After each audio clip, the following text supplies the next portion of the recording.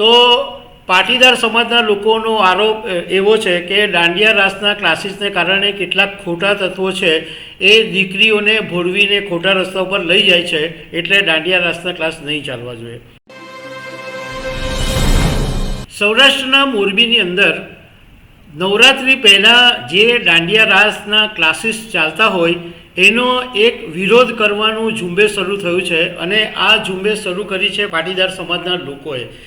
અને પાટીદાર સમાજના આ ઝુંબેશને કારણે જે લોકો દાંડિયા રાસના ક્લાસ ચલાવે છે તે અને પાટીદાર સમાજના નેતાઓ એની વચ્ચે ઘણો બધો સંઘર્ષ પણ થઈ રહ્યો છે।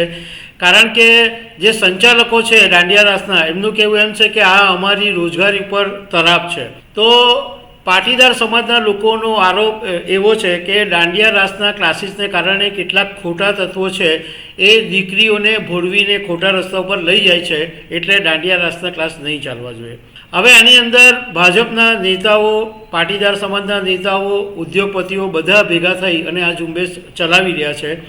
તો આના વિશે હું તમારી સાથે વાત કરીશ। મારું નામ રાજેશ શાહ છે અને તમે જોઈ રહ્યા છો ગુજરાતના સૌથી મોટા ડિજિટલ ન્યૂઝ પ્લેટફોર્મ ખબર છે.com।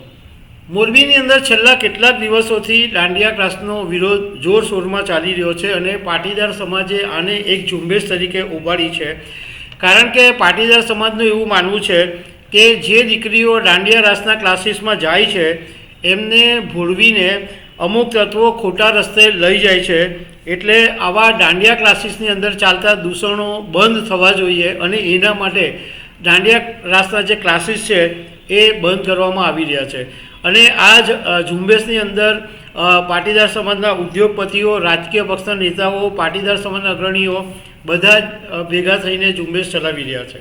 મોરબીના ભાજપના ધારાસભ્ય કાંતિ અમૃતિયાએ એક જનક્રાંતિ, આના માટેનો એક શબ્દ વાપરવામાં આવ્યો છે જનક્રાંતિ, પાટીદાર જનક્રાંતિ આંદોલન।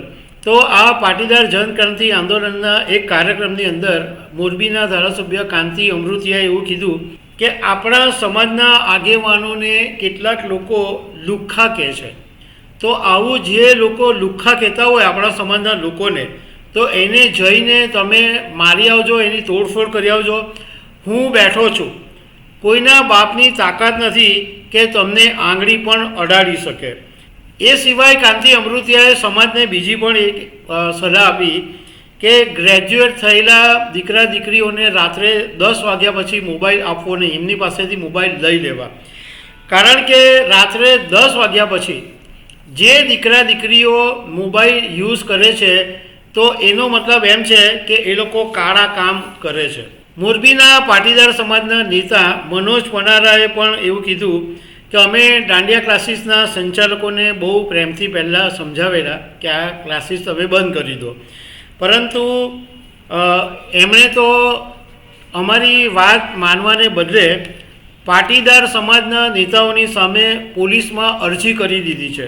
અને સંચાલકોનું કહેવું એમ છે કે અમારા રોટલા ઉપર તમે પાટું મારી રહ્યા છો, અમારી રોજગારી છે એને તમે છીનવી રહ્યા છો, એવું જે દાંડિયા રાસના જે ક્લાસીસના સંચાલકો છે એમનું એ કહેવું છે।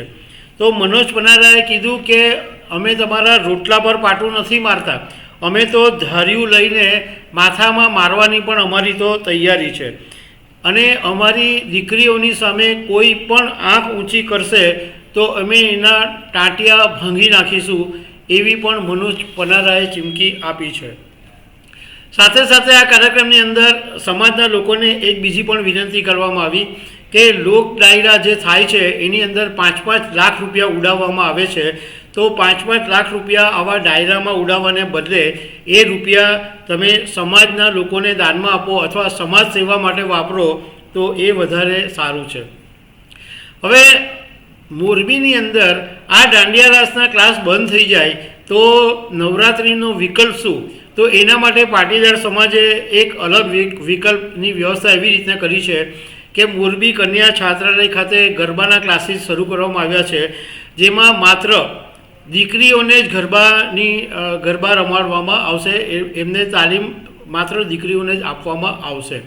એટલે અત્યારે મોરબીની અંદર પાટીદાર સમાજ અને દાંડિયા રાસના ક્લાસીસ ચલાવનારાઓની સામે ભારે સંઘર્ષ ચાલી રહ્યો છે। તો દર્શક મિત્રો, આવી અનેક વાતો સાથે અમે તમને મળતા રહીશું। Thank you very much.